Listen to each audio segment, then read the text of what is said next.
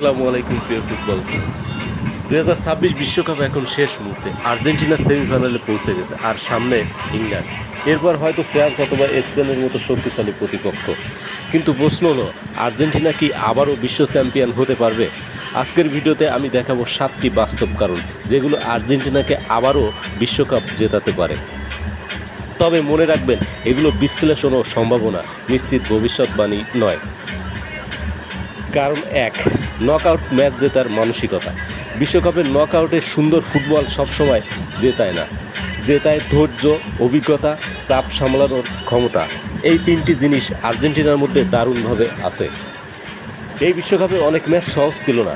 Cape Verde, মিশর, Switzerland, প্রতিটি ম্যাচেই লড়াই করতে হয়েছে, কিন্তু শেষ পর্যন্ত জিতেছে আর্জেন্টিনা। সুইজারল্যান্ডের বিপক্ষেও অতিরিক্ত সময়ে 3-1 জিতে সেমিফাইনালে নিশ্চিত করেছে। বড় দলের বৈশিষ্ট্য। কারণ 2, লিওনেল মেসির অভিজ্ঞতা। হ্যাঁ, মেসি হয়তো আগের মতো 90 মিনিট দৌড়াতে পারে না, কিন্তু একটা পাস, একটা ফ্রি কিক, একটা অ্যাসিড, একটা সিদ্ধান্ত পুরো ম্যাচ বদলে দিতে পারে। সুইজারল্যান্ড ম্যাচেও গোল না করলেও গুরুত্বপূর্ণ অ্যাসিস্ট করেছেন। বিশ্বকাপে এমন খেলোয়াড় খুব কম আছে যারা এক মুহূর্তেই ম্যাচ ঘুরিয়ে দিতে পারে। কারণ 3, স্ক্যালোনির ট্যাকটিক্যাল দক্ষতা। অনেকেই শুধু মেসির কথা বলেন, কিন্তু আর্জেন্টিনার সবচেয়ে বড় শক্তি হলো কোচ লিওনেল স্ক্যালোনি। তিনি ম্যাচ অনুযায়ী পরিকল্পনা বদলান।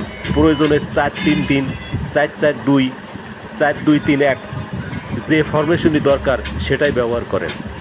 সবচেয়ে গুরুত্বপূর্ণ হলো তিনি কখনো আতঙ্কিত হন না। স্ক্যালোনি নিজেও বলেছেন, কঠিন ম্যাচে লড়াই করে এগোনোর মানসিকতাই এই দলের পরিচয়। কারণ 4, শুধু মেসির দল নয়। 2022 সালে অনেকেই বলতেন মেসি না থাকলে আর্জেন্টিনা শেষ, কিন্তু 2026 বিশ্বকাপে অন্য ছবিও দেখা যাচ্ছে। দলে আছে Julian Alvarez, Lautaro Martinez, Mac Allister, Enzo Fernandez. প্রয়োজনে যে কেউ ম্যাচ জেতাতে পারে। সুইজারল্যান্ড ম্যাচে অতিরিক্ত সময় আলভারেজ ও লাউতারো গোল করে জয় নিশ্চিত করেন। এটাই চ্যাম্পিয়ন দলের বৈশিষ্ট্য। কারণ 5, ডিফেন্ডিং চ্যাম্পিয়নের আত্মবিশ্বাস। বিশ্ব চ্যাম্পিয়ন হওয়ার একটা আলাদা মানসিক শক্তি থাকে। যখন ম্যাচ কঠিন হয় তখন অভিজ্ঞতাই সবচেয়ে বড় অস্ত্র। এই দল জানে বিশ্বকাপ কিভাবে জিততে হয়, চাপ কিভাবে সামলাতে হয়, ফাইনালে কিভাবে খেলতে হয়। এই আত্মবিশ্বাস অন্য অনেক দলের নেই। কারণ 6, পুরো দল একসঙ্গে লড়ে। আর্জেন্টিনার সবচেয়ে বড় শক্তি, তারা সবাই একসঙ্গে ডিফেন্ড করে, আবার সবাই একসঙ্গে আক্রমণ করে। এই দলটাকে দেখলে মনে হয় এটা 11 জন নয়, একটা পরিবার। সেটাই তাদের সবচেয়ে বড় অস্ত্র। কারণ 7, ইতিহাস গড়ার সুযোগ। মেসির জন্য এটি হতে পারে শেষ বিশ্বকাপ। পুরো দল চায় আরেকবার ট্রফি তুলে দিতে। এমন অনুপ্রেরণা ফুটবলে অনেক বড় বিষয়। ইতিহাসে খুব কম দলই টানা 2 বিশ্বকাপ জিতেছে। আর্জেন্টিনার সামনে সেই সুযোগ রয়েছে, যদিও পথ এখনও অনেক কঠিন। কিন্তু কেন কাজটা কঠিন? একটা বিষয় অবশ্যই বলতে হয়, আর্জেন্টিনা এখনও বিশ্ব চ্যাম্পিয়ন হয় নাই। সামনে ইংল্যান্ডের মতো শক্তিশালী প্রতিপক্ষ, আর ফাইনালে সম্ভাব্য প্রতিপক্ষ ফ্রান্স বা স্পেন।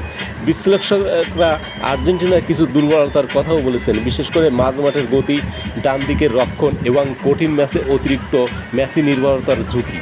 তাই কাজটা মোটেও সহজ হবে না।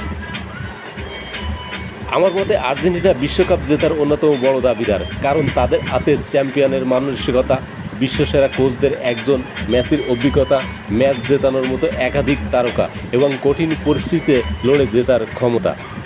কিন্তু শেষ পর্যন্ত ফুটবলে কিছুই নিশ্চিত নয়। মাঠের 90 মিনিটই সব কিছু সিদ্ধান্ত দেবে। আপনার কি মনে হয়, আর্জেন্টিনা কি আবারও বিশ্ব চ্যাম্পিয়ন হবে, নাকি ইংল্যান্ড, স্পেন বা ফ্রান্স তাদের থামিয়ে দেবে? আপনার মতামত অবশ্যই কমেন্টে লিখুন। ভিডিওটি ভালো লাগলে লাইক দিন। ধন্যবাদ সবাইকে।